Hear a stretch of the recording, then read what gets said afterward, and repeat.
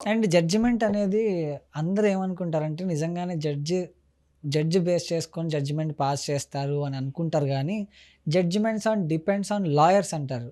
ఇది వాస్తవమా? లాయర్స్‌ది ఒక కీలకమైన ఆధారం. ఒక హ్మ్. కీలకమైన వాదించే ఆధారం మాత్రమే. Hmm. Everything which is produced by either the accused or the complainant. Hmm. Complainant criminal కేసెస్‌లో ఎప్పుడు కూడా కంప్లైనెంట్ ఇచ్చే ఆధారాలు ఏదైతే ఉన్నాయో అవి చాలా కీలకమైన ఆధారాలు. హ్మ్. దాని మూలాన్నే కన్విక్షన్ పడతది. ఎప్పుడైతే బర్డెన్ ప్రూవ్ చేసుకోవాలని అక్యూజ్డ్ చూస్తారో వాళ్ళు ప్రొడ్యూస్ చేసేది తప్పు అంటే ఫేక్ డాక్యుమెంట్స్ ఉండి తప్పు చేసిండనుకోండి వీళ్ళు ప్రొడ్యూస్ చేస్తారు. హ్మ్. సో, ఇప్పుడు సపోజ్ ఒక డాక్యుమెంట్, ఒక ల్యాండ్ డాక్యుమెంటే తీసుకోండి. ఎగ్జాంపుల్ హ్మ్. ఇస్తాను. అది ఇక మర్డర్ కేసు నేను పక్కకు పెట్టి ఒక ల్యాండ్ డాక్యుమెంట్‌ని ఒక వ్యక్తి యూఎస్ఏలో ఉన్నారు. ఆ వ్యక్తి ఇక్కడ లేరు. హ్మ్. ఒక 500 గజాలు ఆ వ్యక్తి పేరు మీద ఉంది. ఆ వ్యక్తి ఒక ఇంకో వ్యక్తి ఈ ల్యాండ్ మీద కన్నేసినప్పుడు అలాంటి అమ్మాయితోని ఒక పేరు గల వ్యక్తిని ఒక పాన్ కార్డ్ సృష్టించుకొని ఇంపర్సనేషన్ అంటారు. ఆ అమ్మాయే ఈ అమ్మాయిగా రిజిస్టర్డ్ డాక్యుమెంట్‌లో రిజిస్ట్రేషన్ ఆఫీస్‌లో చూపించి హ్మ్. ఆమె ఏలుముద్రలు ఆమెదే మొత్తం ఉంటది. హ్మ్. ఆమె అమ్మేస్తది. హ్మ్.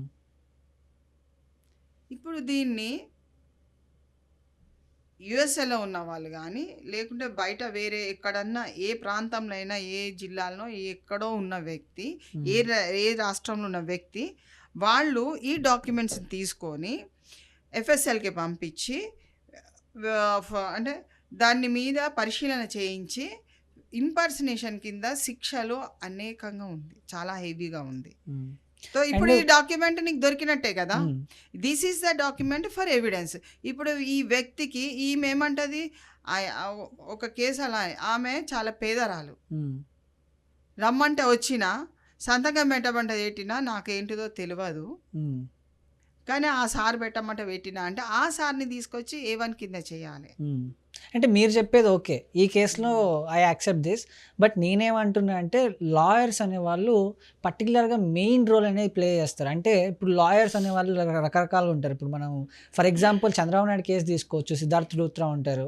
ఆయన ఎలా ఉంటారు? ఆయన రాగానే సిద్ధార్థ్ లూత్రా కేస్ తీసుకున్నారంటే కేస్ ఆయనే గెలుస్తారు. జడ్జి కూడా హ్మ్. ఇంకా ఏం హ్మ్. లేదు జడ్జిమెంట్ ఇంక అక్కడే ఉంది అన్నట్టు ఉంటుందా? లేదండి. అట్లా అలా ఉండదా? కాదు. అలా ఉండదు. హ్మ్. Everyone is equal before law. హ్మ్. ఎవ్రీవన్.